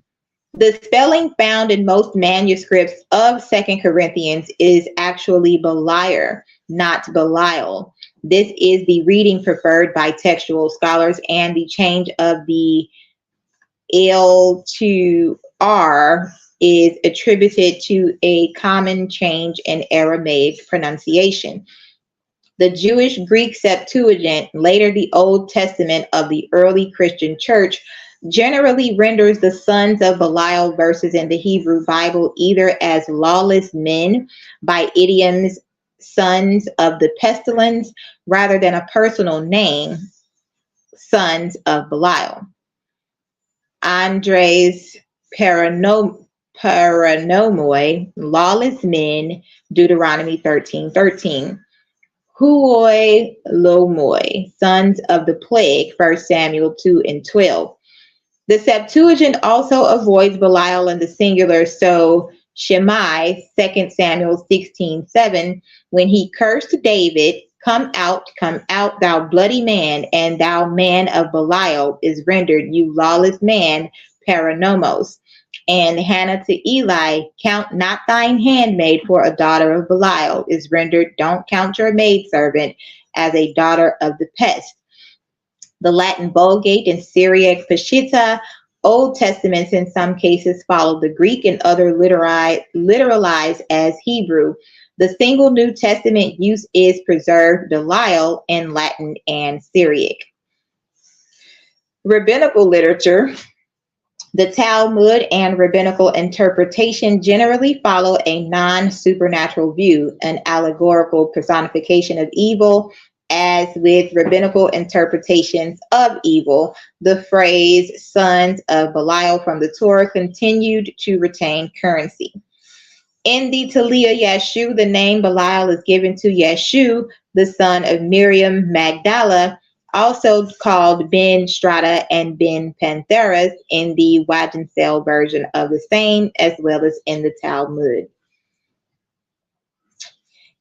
English literature, John Milton, Paradise Lost, Book 1, which I have read. You can check it out in the videos I have listed. So Belial came last, than whom a spirit more lewd fell not from heaven, or more gross to love, vice for itself. To him no temple stood, or altar smoked, yet who more oft than he in temples and at altars, when the priest turns atheist, as did Eli's sons, who filled with lust and violence the house of God. In courts and palaces he also reigns, and in luxurious cities where the noise of riot ascends above their loftiest towers. And injury and outrage, and when night darkens the streets, then wander forth the sons of Belial, flown with insolence and wine. Witness the streets of Sodom, and that night in Gibeah, when hospitable doors yielded that matrons to prevent worse rape. Paradise Lost, Book 2. On the other side up rose Belial, an act more graceful and humane. A fairer person lost not heaven he seemed, for dignity composed and high exploit, but all was false and hollow, though his tongue dropped manna and could make the worse appear. The better reason to perplex and dash maturest counsels, for his thoughts were low, to vice industrious, but to nobler deeds. Timorous and slothful, yet he pleased the ear. So a soothsayer, a vice lord. Robert Browning, 1839, Soliloquy of the Spanish Cloister, 8th stanza. Or my scrofulous French novel on gray paper with blunt type. Simply glance at it. You grovel hand and foot in Belial's grape. If I double down its pages at the woeful 16th print, when he gathers his green gages, perceive and slip it in it. Occult. The 17th century grimoire, The Lesser Key of Solomon, mentions Belial, as does Aleister Crowley's Goetia of 1904 and Anton LaVey's The Satanic Bible of 1969. In the Satanic Bible, the Book of Belial, Belial means without a master and symbolizes independence, self-sufficiency, and personal accomplishment. In 1937, Edgar Cayce used the term sons of Belial, and in opposition to the Sons of the Law of One, for the first time in one of his deep trance readings given between 1923 and 1945. Cayce was often referred to as the sleeping prophet, who gave over 2,500 readings to individuals while in a deep trance state. While his definition of the sons of Belial was consistent with the Hebrew meaning of worthless individuals focused on self-gratification, Cayce went on to use the term frequently to compare opposing human forces at work in his pre-historical times related to the early development of Atlantis. In popular culture in the 20th century included many references to Belial, notably in the celebrated silent film Nosferatu. 1922. And if we know about the number 22 and Papa Doc from Haiti, I believe, The Cursed President. Aldous Huxley's novel Ape in Essence, 1948. Philip K. Dick's novel The Divine Invasion, 1981. The cult horror film Basket Case, 1982. Dean Koontz's novel Phantoms, 1983. And Graham Masterton's novel Master of Lies, 1991. Master of Lies, acronym would be MOL, which would be another acronym for Moloch. So Belial has also experienced a resurgence in popularity during the 21st century in numerous media, with video games being the most prominent. That's why you have to be careful with what your children play. Digimon Adventure to Belial NovemberDemon. In the Gothic game series, Belial is the god of death. In the Square Enix game, Final Fantasy Tactics, War of the Lions, a character named Wygraf uses the power of a mystical stone and is then possessed by the demon Belial. In the 2005 horror film, The Exorcism of Emily Rose, Belial is featured as the devil's representative who possesses the title character. In the real-time strategy game Dungeon Keeper's Deeper Dungeons expansion, the final level is titled Belial. In the role-playing game Vampire: The Requiem, Belial's brood is a covenant of vampires that serve vice and evil forces, consorting with infernal spirits for power. Blizzard Entertainment, Blizzard Entertainment video game Diablo 3 has Belial function as the final boss of Act 2.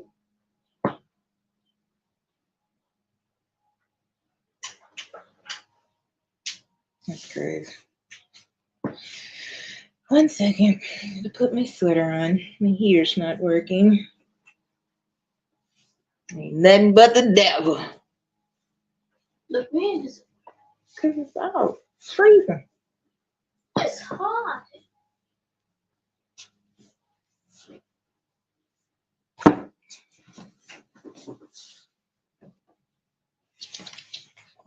That's why I want an ice cream, because it's hot.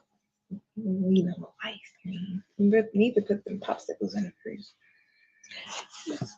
Okay, so the Blizzard Entertainment's video game Diablo 3 has Belial function as the final boss of Act 2 in its storyline.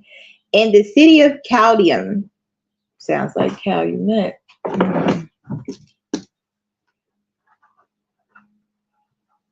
where Belial takes residence, there are definite Arabic tones for the art direction and setting in the aforementioned chapter.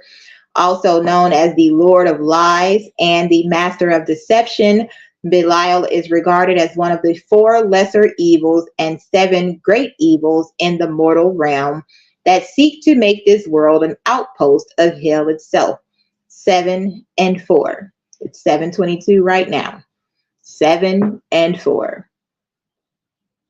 To the world blow. Okay?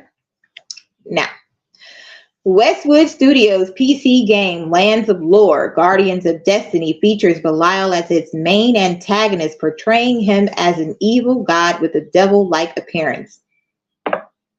In the Warhammer 40K universe, Belial is the current Grand Master of the Death Wing of the Dark Angels Space Marine chapter, which has other characters named after bleaker Abrahamic entities such as Samael, the poison of God, and Azrael, the angel of death. In the mobile game Puzzle and Dragons, Belial is a monster that is part of the Archdemon series.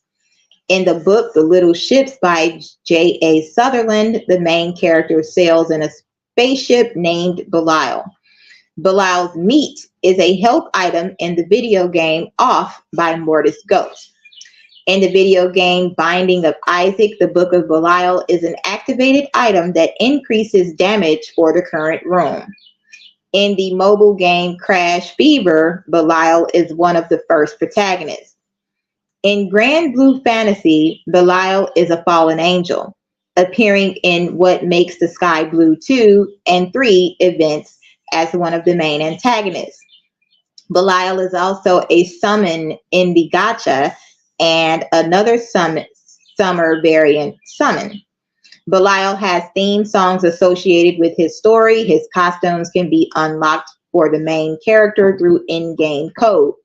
Similarly, in Grand Blue Fantasy Versus fighting game and its sequel, Grand Blue Fantasy Versus Rising, Belial is a playable character.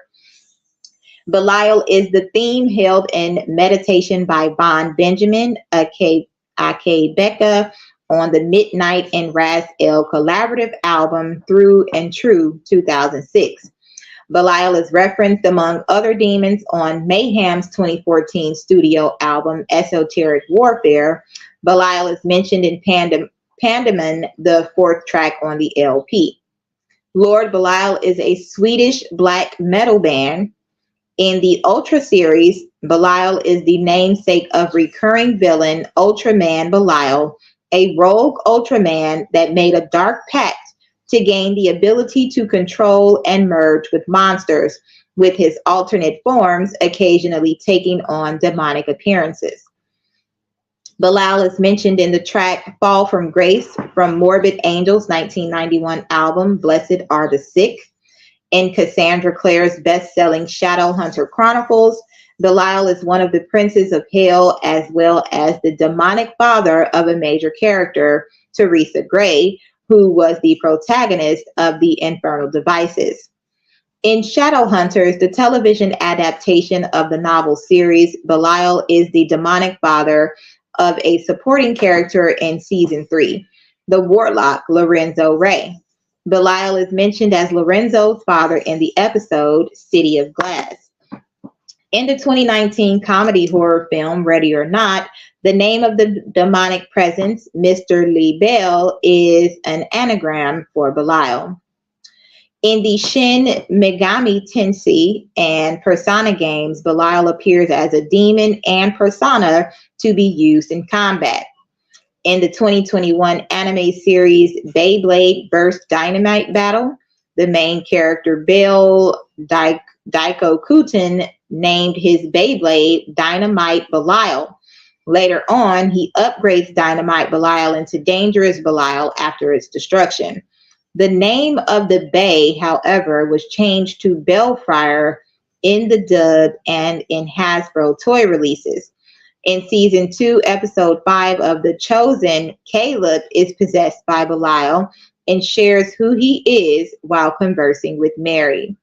Remember Caleb from Atlanta? He looked just like a dog. He looked like a caveman is what it looked like.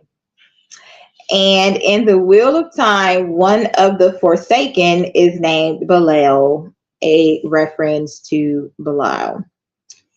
Now,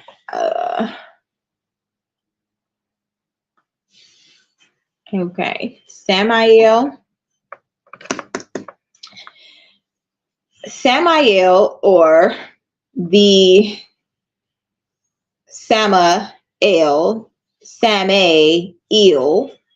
Venom, Poison of God, Samael or Samael. Alternatively, Small, Samiel, or Samiel is an archangel in Talmudic and post-Talmudic lore, a figure who is the accuser or adversary, Satan in the book of Job, seducer and destroying angel in the book of Exodus. Although many of his functions resemble the Christian notion of Satan to the point of being sometimes identified as a fallen angel, he is not necessarily evil.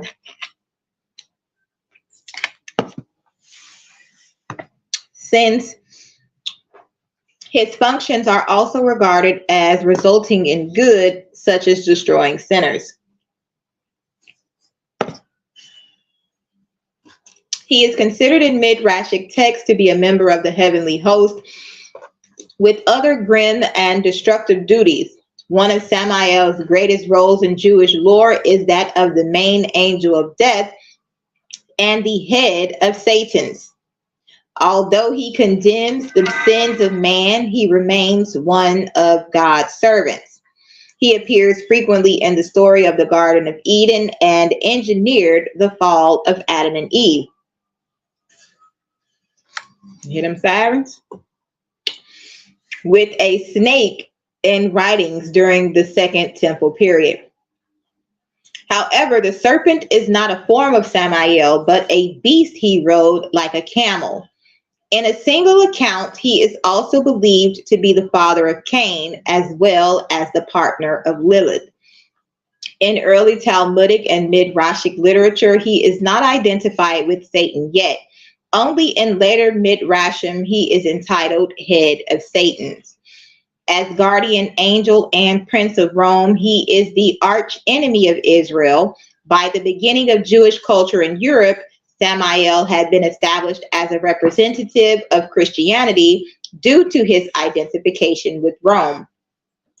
In some Gnostic cosmologies, Samael's role as source of evil became identified with the demiurge, the creator of the material world. Although probably both accounts originate from the same source, the Gnostic development differs from the Jewish development of Samael, in which Samael is merely an angel and servant of God.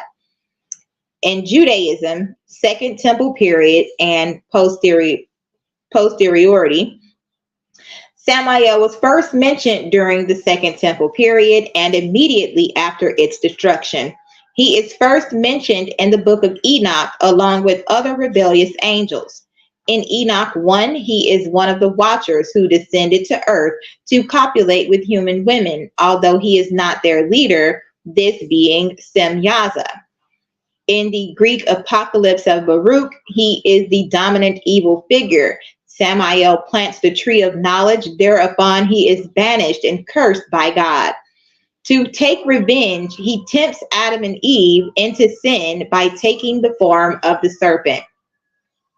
He appears further as the embodiment of evil in the Ascension of Isaiah, often identified as Melchira, Melechra, king of evil, king of the wicked, Malchira, Malshira, Malach, Malachra, messenger of evil or angel of iniquity, Belchira, probably Baal, Ker, lord of the wall, or Bashira, Bakir, Ra, the elect of evil, chosen by evil. The names Belial and Satan are also applied to him, and he gains control of King Manasseh in order to accuse Isaiah of treason.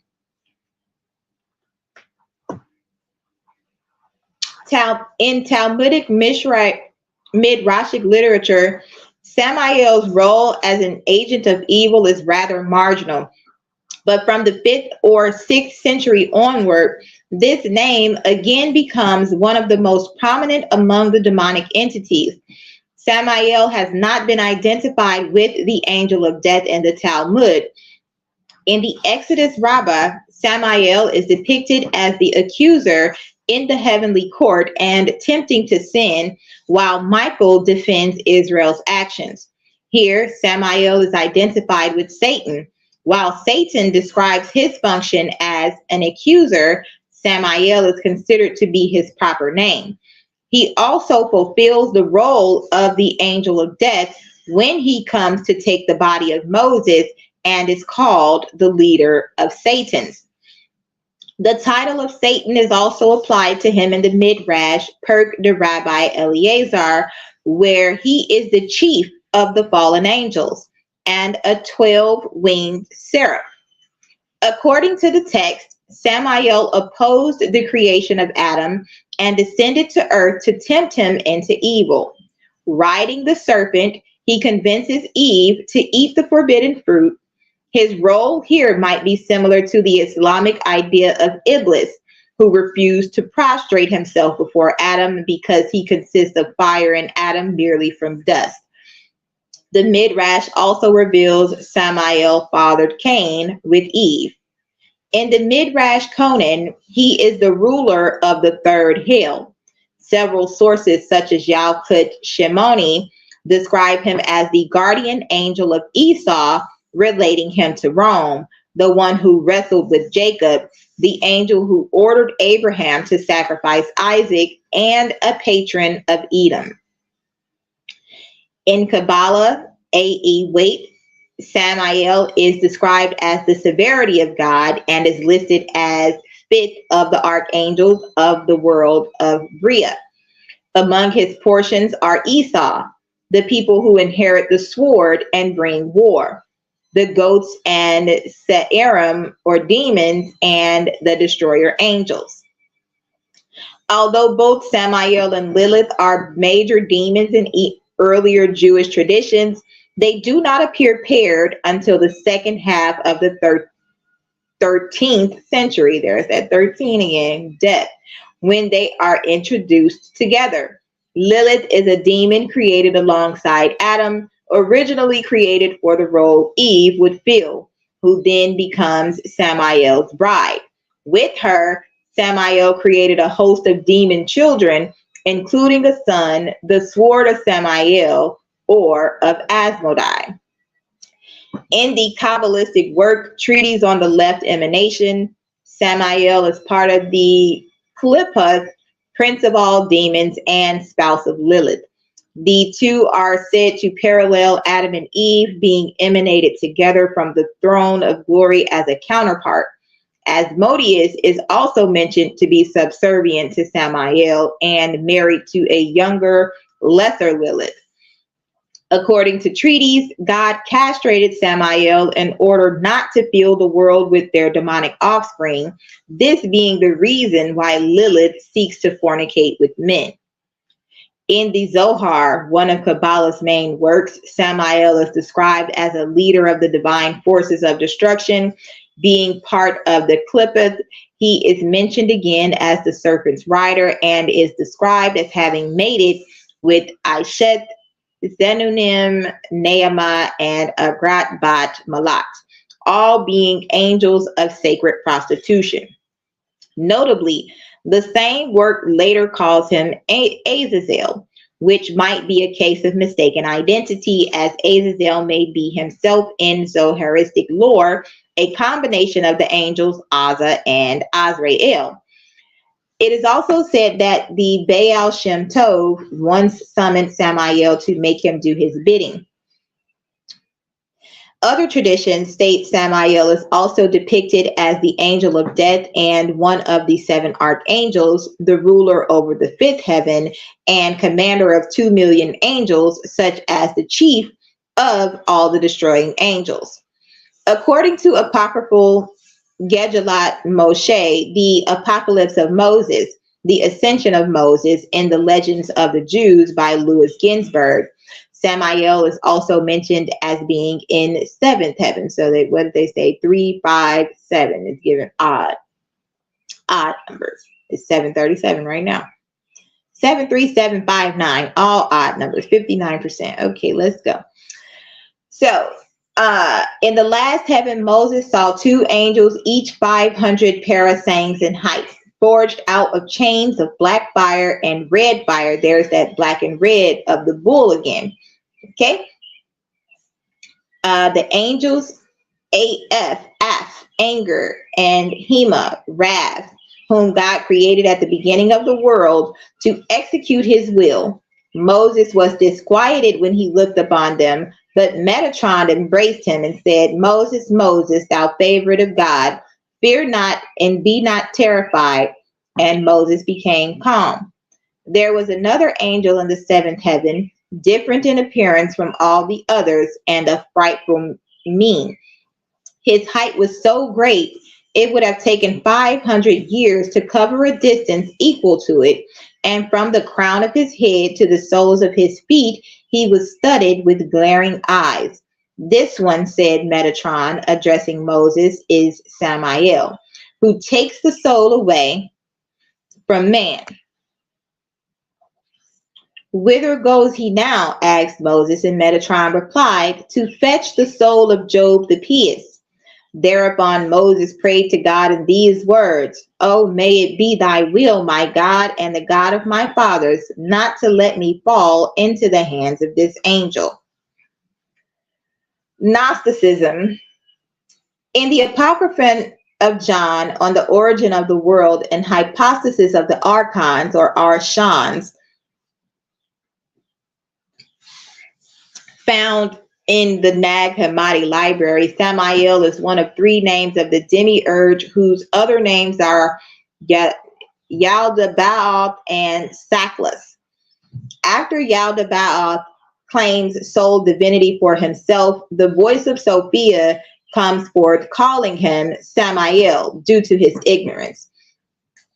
On the origin of the world, his name is explained as blind God, and his fellow archons or archons are said to be blind too. Three blind mice or three unclean spirits. This reflecting the characteristics of the Christian devil, making people blind, as does the devil in 2 Corinthians 4. Also, Samael is the first sinner in the hypostasis of the archons, and the first epistle of John calls the devil as sinner from the beginning. These characteristics combined with his boasting conflates the Jewish God with the devil. His appearance is that of a lion-faced serpent. Although the Gnostics and Jewish originally used the same source, both depictions of Samael developed independently. Samael is sometimes confused in some books with Camael, who appears in the Coptic Gospels of the Egyptians. Mind you, my ex's name is Samuel and his aunt's name is Kameh. And she has twins. So, Camael, who appears in the Coptic Gospel of the Egyptians, also as an evil power whose name is similar to words meaning like God, but Camael with a wa or vav missing. The name might be explained because in Jewish traditions, the snake had the form of a camel before it was banished by God. To anthroposophists, Samael is known as one of the seven archangels. Saint Gregory gives the seven archangels as Anael, Gabriel, Michael, Raphael, Samael, and Zerachiel. They are all imagined to have a special assignment to act as a global zeitgeist or a time spirit, each for periods of about 360 years. It is 7:41 now. 7:41 being the frequency of Satan. And we've been on here 2 hours, 13 minutes, 2:13 being Alabama's area code. We know what time it is. Let's go. All right, 3-6 Mafia. We will come back and read about the hypostasis of the archons confirmation. Thanks for listening. Don't forget to like, share, and subscribe. Talk to you guys later. Peace.